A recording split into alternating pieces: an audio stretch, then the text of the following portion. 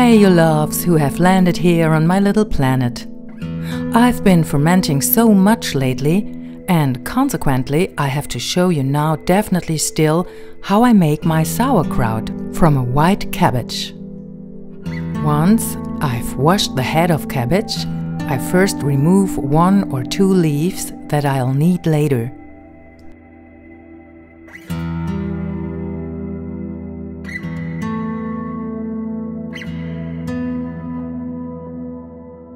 Then I cut the cabbage head into 4 parts.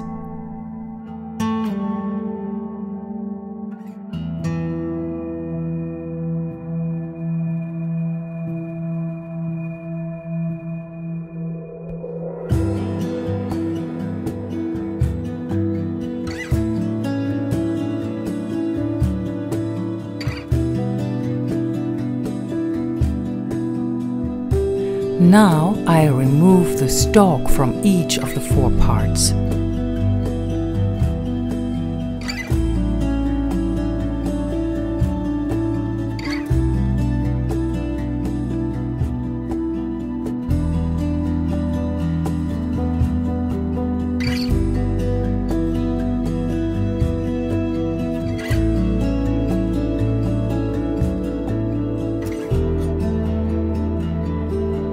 By the way, I will not grate the cabbage here with a grater, but cut it into strips by hand.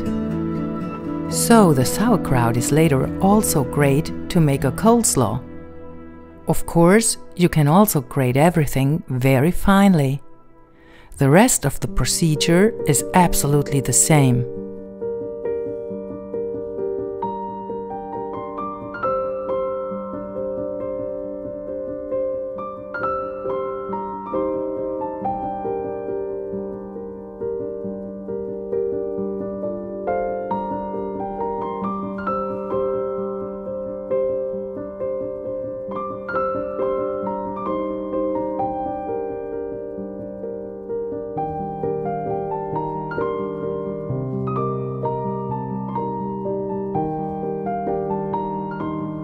Now everything is put into a bowl.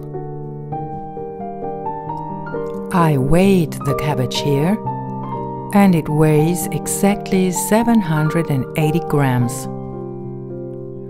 For this, I calculate 2% salt. Please use untreated salt. So, I calculate 780 grams multiplied by 0.02. That comes to 15.6 grams of salt. I round that up to get 16 grams of salt, which I can then sprinkle over the cabbage. Then I mix the salt with the cabbage and let everything steep for about 10 minutes.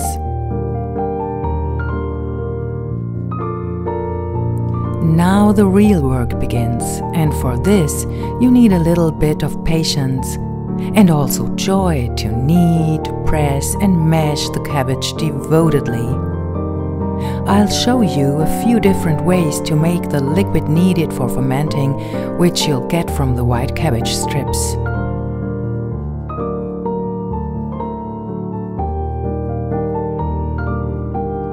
Just look at how wet the cabbage and even my hands are right now.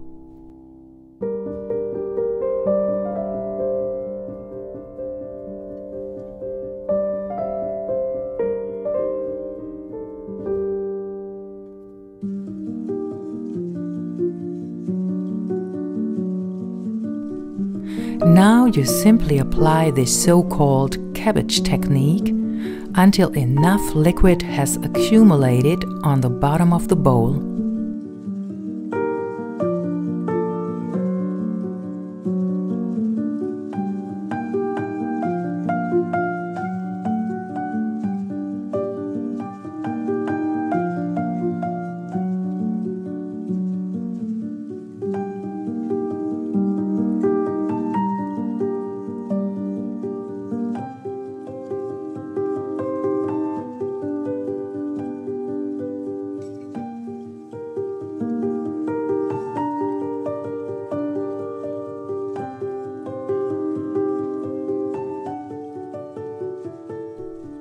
this looks then now with me.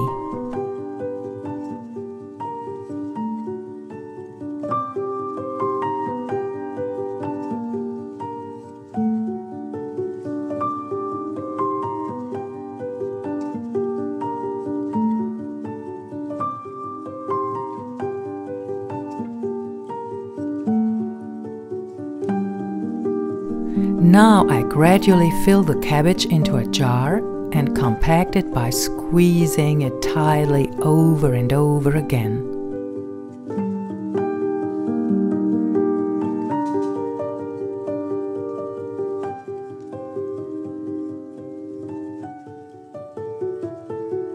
You can do this with your fist or with a wooden tamper.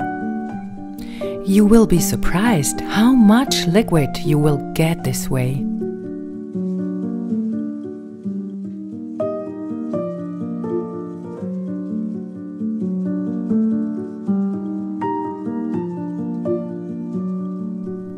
And keep pressing everything well into the jar so that as much air as possible escapes.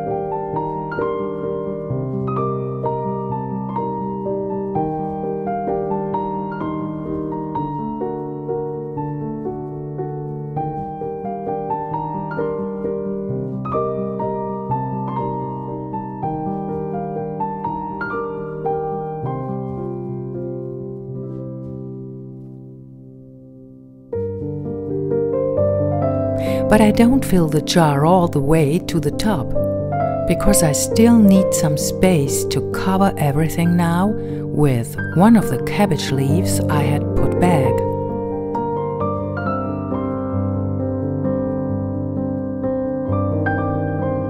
I also need to add a weight of clay to the jar to keep the cabbage under the brine.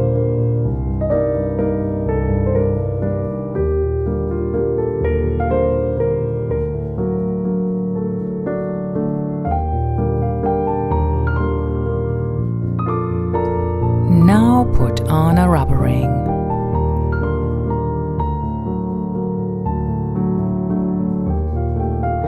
And still the lid on it.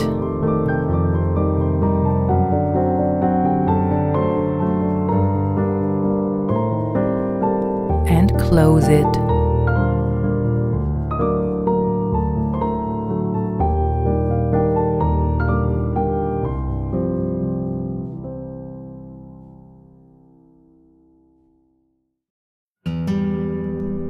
I now let this ferment at room temperature for 3 to 4 or 5 weeks and then put the jar in the pantry where it's nice and cool. Of course, if you have a cool basement, that's a good place to store it too. Your sauerkraut will keep there for up to a year, sometimes even longer. That's it.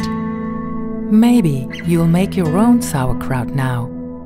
And maybe you'll stop by here again on the little planet that can always be your little planet too.